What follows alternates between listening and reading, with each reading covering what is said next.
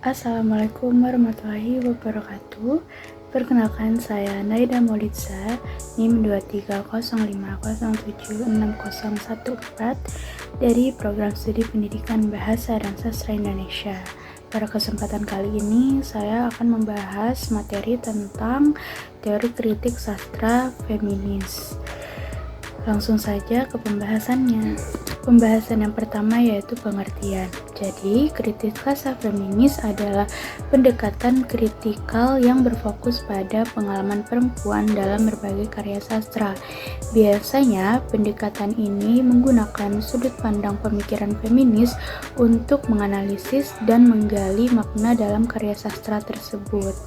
Selanjutnya ada konsep teori kritik sastra feminis. Ada dua konsep. Yang pertama itu konsep penting yang perlu dipahami dalam rangka membahas masalah kaum perempuan adalah membedakan antar konsep seks atau jenis kelamin dan konsep gender. Misalnya jenis kelamin laki-laki adalah manusia yang memiliki jakala atau kala menjing dan memproduksi sperma. Dan yang kedua itu konsep gender, yakni suatu sifat yang melekat pada kaum laki-laki maupun perempuan yang dikonstruksi secara sosial maupun kultural. Ciri dari sifat itu sendiri merupakan sifat-sifat yang dapat dipertukarkan.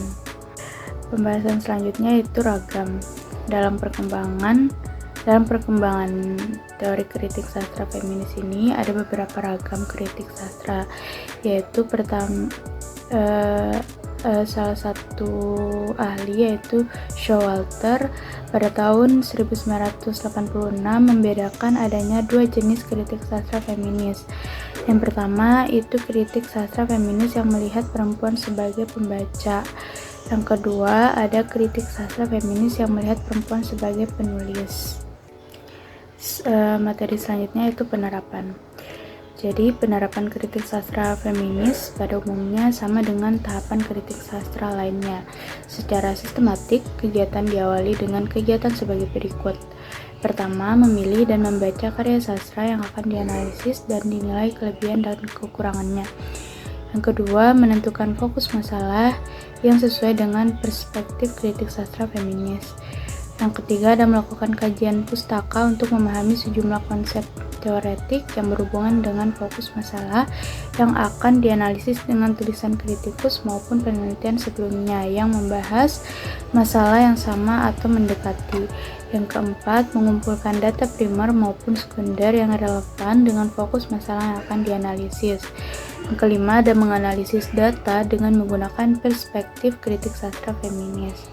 Yang keenam, ada menginterpretasikan dan memberikan penilaian terhadap hasil penelitian sesuai dengan ragam kritik sastra feminis yang dipilih. Dan yang terakhir, yang ketujuh, yaitu menuliskan laporan kritik sastra dengan menggunakan bahasa yang sesuai dengan media yang akan dipilih untuk mempublikasikan. Nah, itu tadi materi yang dapat saya sampaikan mengenai teori kritik sastra feminis. Semoga dengan adanya video ini kita dapat menambah wawasan mengenai teori kritik sastra. Itu saja yang dapat saya sampaikan. Terima kasih. Wassalamualaikum warahmatullahi wabarakatuh.